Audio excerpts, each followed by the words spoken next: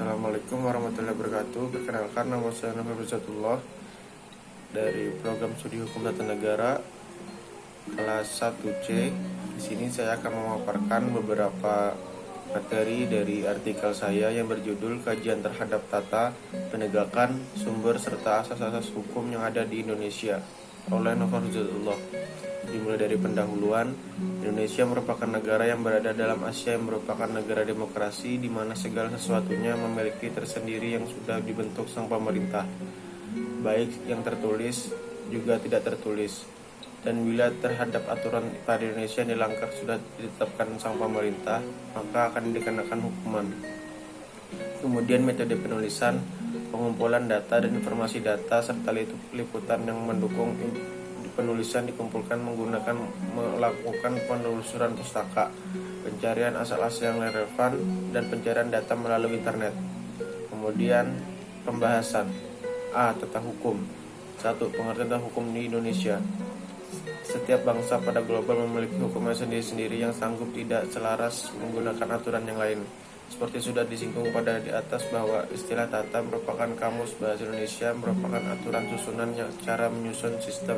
Pada dasarnya, rapikan aturan sama menggunakan sistem aturan, yaitu cara atau sistem dan susunan yang membangun keberlakuan serta suatu aturan pada suatu daerah eksklusif dan daerah yang inklusif.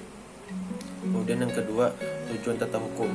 Tujuan mengetahui rapikan aturan Indonesia merupakan suatu peraturan yang mengatur kehidupan suatu negara dan warga Indonesia. Lebih jauh, seorang warga tadi ingin mengetahui dasar rangka aturan positif Indonesia mengenai perbuatan-perbuatan mana yang melanggar aturan, mana yang mengikuti aturan, dan ingin mengetahui kedudukan dan hak kewajiban pada kemasyarakatan. Kemudian B. Penegakan hukum. 1. Pengertian penegakan hukum. Penegakan hukum adalah proses dilakukannya upaya untuk tegaknya atau berfungsinya norma-norma hukum serta nyata sebagai pedoman perilaku dalam lalu lintas atau hubungan hukum dalam kehidupan bermasyarakat dan bernegara. Ditinjau dari sudut objeknya, penegakan hukum itu dapat dilakukan oleh subjek yang luas dan dapat pula diartikan sebagai upaya penegakan hukum oleh subjek dalam arti yang terbatas atau sempit. 2. Penegakan hukum yang objektif. Seperti disebut di muka, secara objektif norma hukum yang hendak ditegakkan mencakup pengertian hukum formal dan hukum material. Hukum formal hanya bersangkutan dengan peraturan undang-undang yang tertulis, serta hukum material yang mencakup pula pengertian nilai-nilai keadilan yang hidup dalam bermasyarakat. Ketiga, aparatur penegakan hukum. Aparatur penegak hukum mencakup pengertian mengenai institusi penegakan hukum dan aparat penegakan hukum. Dalam arti sempit, aparatur penegak hukum juga terlibat dalam proses tegaknya hukum, dimulai dari saksi, polisi, penasihat hukum, jaksa, hakim, dan petugas sipir pemasyarakatan. C. Sumber hukum dan bahan hukum. 1. Pengertian dan macam-macam sumber hukum. Pengertian sumber menurut Kamus Besar Bahasa Indonesia terdapat beberapa arti. Di antaranya yang pertama, tempat keluar. Kedua, asal, yang artinya ia berusaha mendekati dan menemukan. Kemudian 3, segala sesuatu baik berwujud maupun yang tidak berwujud yang digunakan untuk mencapai hasil, misalnya peralatan. Begitu juga sumber hukum mempunyai banyak arti, tergantung dari sudut mana seseorang melihatnya. Kemudian 2, bahan-bahan hukum. Istilah bahan di dalam Kamus Besar Bahasa Indonesia terdapat beberapa arti, yaitu 1. Barang yang akan dibuat menjadi suatu benda tertentu. Kemudian kedua, segala sesuatu yang dapat dipakai dan diperlukan untuk tujuan tertentu, seperti pedoman atau pegangan untuk mengajar, memberi ceramah. Kemudian yang ketiga, sesuatu yang menjadi sebab atau pengikat sikap, perbuatan, pertawaan atau pertikaian. Kemudian yang keempat, barang yang akan dipakai untuk bukti.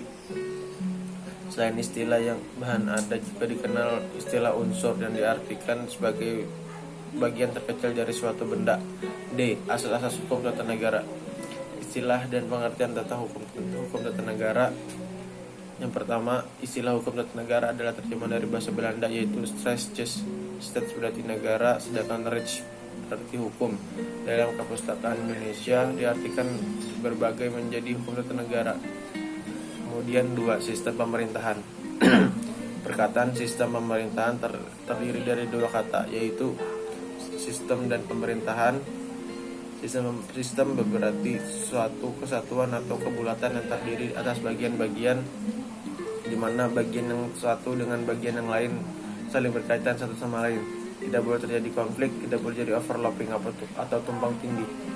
Menurut Muhammad Kosnadi dan Harmili Ibrahim bahwa sistem adalah suatu keseluruhan terdiri dari beberapa bagian yang mempunyai hubungan fungsional baik antara bagian-bagian maupun hubungan fungsional terhadap keseluruhannya, sehingga suhu hubungan ini menimbulkan suatu ketergantungan antara bagian-bagian yang akibatnya jika salah satu bagian tidak bekerja dengan baik akan mempengaruhi keseluruhannya.